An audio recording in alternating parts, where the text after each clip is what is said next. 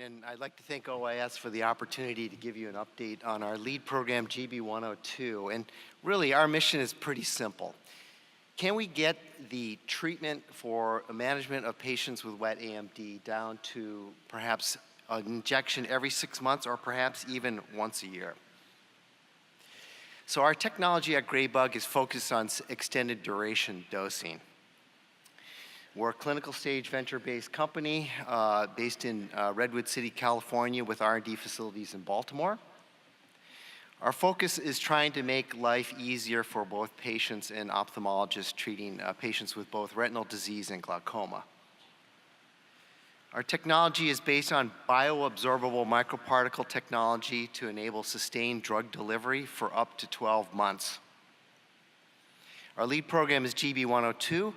And this program is designed to administer intravitreal injections every 6 months for the management of wet AMD using the active pharmaceutical ingredient sunitinib.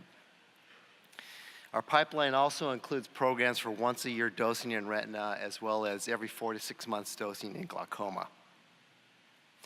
The technology is pretty straightforward. Sunitinib is loaded into PLGA microparticles, which are surface treated. The intent of these microparticles is to aggregate when it's exposed to the vitreous. The lyophilized product is first reconstituted with hyaluronic acid. It's loaded into a standard 1 cc syringe fitted with a 27 gauge needle and a 50 microliter injection, and a depot is formed in the inferior portion of the posterior segment. And again, over time, this depot will bioabsorb as manifested by these preclinical shots in a mini pig. Finally, the depot itself begins to release a small molecule sunitinib to promote the anti-angiogenesis effect. Sunitinib is a potent anti-angiogenic, whereas a lot of focus today is against the ligand VEGF-A. Our approach is to tackle all of the VEGF receptors using a multiple receptor tyrosine kinase inhibitor. This is the same active ingredient as the oral form of Sutent. And this idea is not new. This was first proposed back over 10 years ago by Japanese investigators for AMD, but there was no practical way to do an intravitreal delivery with the small molecule.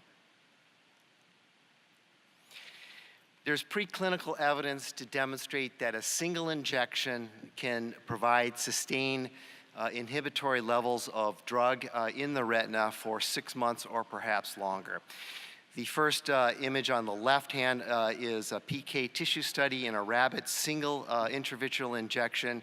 The highest line is the orange line on top, and we can see sustained drug levels 3 log orders above the inhibitory levels needed to suppress VEGF out to at least 6 months in this rabbit model. In the classic laser injury mouse model to look at efficacy, again, comparing GB102 to aflibercept, again, single injection of both molecules, we can see that there's a sustained inhibitory effect. Lower is better on this graph, out to 6 months in this mouse model. Not surprisingly, the effects of the intravitreal aflibercept are gone by approximately 2 months. Our target product profile hopefully is pretty straightforward. We want to try to make life easier for patients and doctors managing this disease. We want to reduce the treatment burden in wet AMD. Can we be non-inferior to Eylea administered every 8 weeks? Our dosing schedule planned is every 6 months using a 27 gauge needle. We want our safety to be similar to approved agents. And again, the depot is bioabsorbable with no inflammation.